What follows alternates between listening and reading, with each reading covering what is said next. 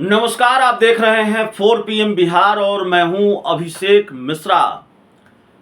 लोक जनशक्ति पार्टी रामविलास के राष्ट्रीय अध्यक्ष चिराग पासवान को साथ लाने के बाद क्या भारतीय जनता पार्टी कमजोर हो गई है बिहार में खासकर और बेबस हो गई है? आपकी राजनीतिक समझ, सियासत को लेकर आपकी जो समझ है वो आपको ये सोचने की इजाज़त नहीं देता कि चिराग पासवान अगर भारतीय जनता पार्टी के साथ आए हैं तो भारतीय जनता पार्टी कमजोर होगी।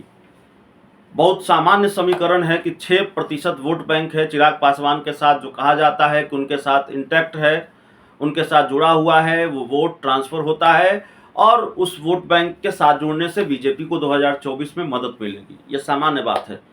लेकिन फिर आपको मामला दिलचस्प लगेगा कि हम ये क्यों कह रहे हैं कि चिराग पासवान के साथ आने के बाद बीजेपी बिहार में और कमज़ोर हुई है। ये बात हम इसलिए कह रहे हैं कि बीजेपी की बेबसी और कमजोरी साफ तौर पर दिख रही है, साफ तौर पर झलक रही है।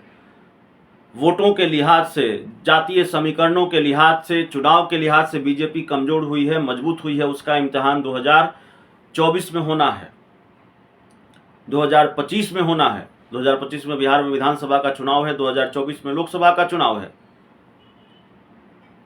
लेकिन बीजेपी अभी कमज़ोर और बेबस इसलिए दिख रही है कि सुपर बॉस है भारतीय जनता पार्टी एनडीए में। बीजेपी की सीटों की संख्या और उसके सहयोगी दलों की सीटों की संख्या, अगर बिहार में ही बात करें तो बीजेपी के पास 17 सीटें हैं, चिराग पासवान के पास 1 सीट है, पशुपति पारस के पास 5 सीट हैं। तो सीटों के लिहाज से भी बीजेपी सबसे बड़ी पार्टी है एनडीए में, बिहार में भी सुपर बॉस है। लेकिन इस सुपर बॉस की कोई सुन नहीं रहा।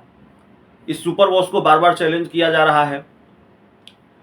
एक तो एनडीए में शामिल होने के बाद, चिराग पासवान एनडीए में शामिल हुए हैं और उसके बाद एनडीए में महाभारत छिड़ गई है और 24 से पहले बीजेपी के 2 सहयोगी दल आपस में लड़ भिड़ रहे हैं एक सीट को लेकर, हाजीपुर सीट को लेकर, पशुपति पारस और चिराग पासवान।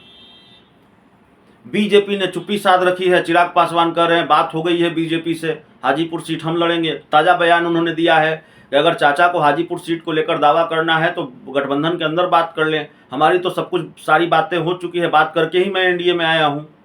दूसरी तरफ पशुपति पारस कह रहे हैं दुनिया की कोई ताकत मुझे हाजीपुर सीट लड़ने से नहीं रोक सकती है। तो बीजेपी ने कुछ कहा नहीं है, बीजेपी ने हाजीपुर सीट को लेकर कोई आधिकारिक ऐलान नहीं किया है, बीजेपी की चुप्पी नहीं टूट रही है और दूसरी तरफ उसके 2 सहयोगी दल खुद से दावा कर रहे हैं, आपस में लड़ भिड़ रहे हैं। लेकिन बीजेपी की कमजोरी और बेबसी का हाल सिर्फ यहीं तक सीमित नहीं है। भारतीय जनता पार्टी के पास बिहार में 17 सांसद हैं और चिराग पासवान अपनी पार्टी के अकेले सांसद हैं और चिराग पासवान की पार्टी कह रही है 10 सीट चाहिए। किसी भी दूसरे राज्य में उसके सहयोगी दलों ने बीजेपी का वो हाल नहीं किया होगा या बीजेपी से इस तरह की डिमांड नहीं होगी। और 10 सीट कैसे चाहिए? तो नीतीश कुमार के हिस्से में जो सीटें, 17 सीटें 2019 के लोकसभा चुनाव में थी, अब नीतीश कुमार हमारे साथ नहीं हैं, चिराग की पार्टी कर रही है, हमारे साथ नहीं हैं, तो उनकी 17 सीटों में से भी तो एक हिस्सा चाहिए, 4 सीटें चाहिए और बाकी 6 सीट तो 2019 में आपने हमें दी ही थी। लेकिन बीजेपी की कमजोरी, बीजेपी की मजबूरी का जो हाल है, जो स्थिति है, वो यहीं तक नहीं है।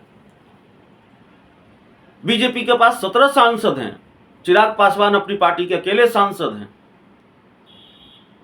लेकिन चिराग पासवान की पार्टी कह रही है 2025 में चिराग पासवान सीएम होंगे। कैसे सीएम होंगे?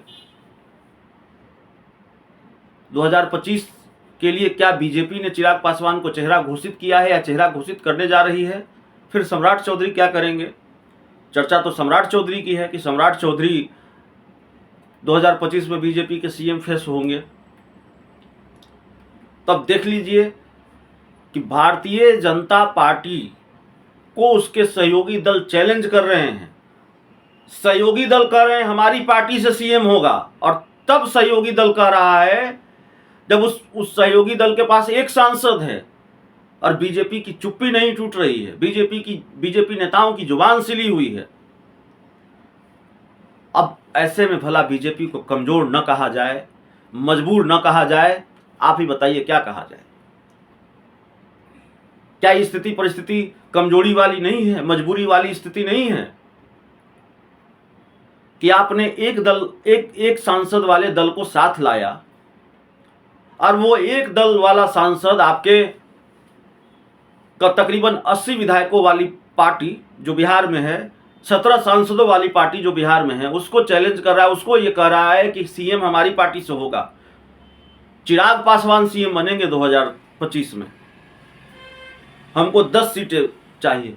ऐसा परसेप्शन बनाने की कोशिश, ये मैसेज देने की कोशिश कि एनडीए में हम अपनी शर्तों पर आए हैं, एनडीए में हम अपनी शर्तों पर रहेंगे। आखिर इतनी भी क्या मजबूरी है, इतनी भी क्या लाचारी है? बड़ा सवाल है या नहीं है? आप तय कीजिए। बहुत बहुत धन्यवाद।